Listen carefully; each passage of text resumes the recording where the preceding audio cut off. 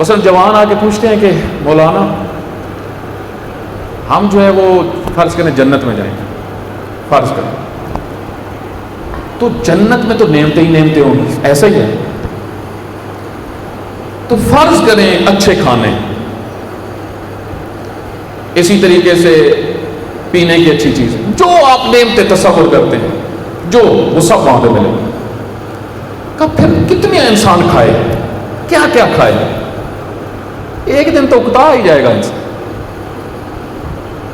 تو اس کا مطلب ہے کہ یہ کوئی بات نہیں بنتی کہ کھانے ہوں گے، دودھ ہوں گے، کتنا انسان کا. آپ دیکھیں یہ ابھی رات کو آپ کو جتنی بھوک لگی ہو آپ کھائیں گے تھوڑا سا، اس کے بعد دوبارہ کوئی آپ کے سامنے لے کے آئے، آپ کہیں گے بس کرو یار میں نے تھوڑی کھانا ہے دوبارہ. البتہ کئیوں کی ہمت ہوتی ہے 2-4 دفعہ کھا لیتے ہیں، لیکن اکثریت آپ دیکھ لیں یہ خواتین عموماً جو فیملی کے ساتھ بیٹھ کے کھانا نہیں کھاتے، اس کی وجہ کیا ہوتی ہے پتہ؟ ایک وجہ اس کی وجہ یہ ہوتی ہے کہ وہ جب پکا رہی ہوتی ہیں بعض کا تو وہ ساتھ ساتھ تھوڑا تھوڑا کھا رہی ہوتی ہے. تو جب انسان کھاتا ہے تو اس کے 20-25 منٹ بعد سگنل آ جاتے ہیں ذہن کو کہ تم فل ہو گئے ہو یا پر ہو گئے ہو، تمہیں اب ضرورت نہیں ہے. جب انسان کھا رہا ہوتا ہے اس وقت انسان کو سگنل نہیں پہنچتے. تو کتنا انسان کھائے، کتنا انسان حوروں کے پاس بیٹھے، کتنا لذتیں کتنی ہیں، کچھ نہیں ہے، یہ ختم محدود ہیں. تو پھر یہ اللہ نے جو بہشت میں رکھنا ہے اتنا طولانی مدت، ہم فیہا خالدون، جہاں پہ موت نہیں، جہاں پہ تھکاوٹ نہیں ہے، وہاں پہ کیا چیز ہے؟ توجہ کریں.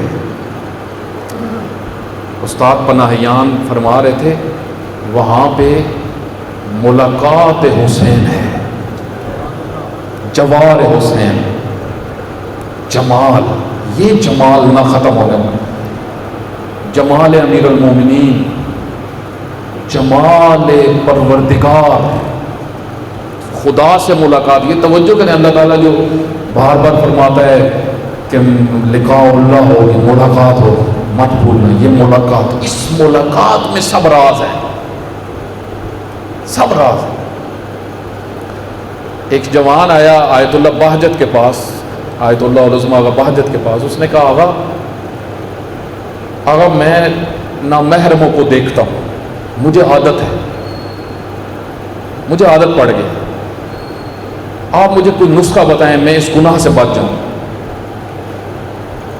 انہوں نے فرمایا کہ تم نے ابھی جمال پروردگار نہیں دیکھا، ابھی تم نے جمال امام زمانہ نہیں دیکھا. اگر تم نے وہ جمال دیکھا ہوتا نا تو پھر یہ سب چھوٹ جاتا ہے، یہ سب گناہ ختم.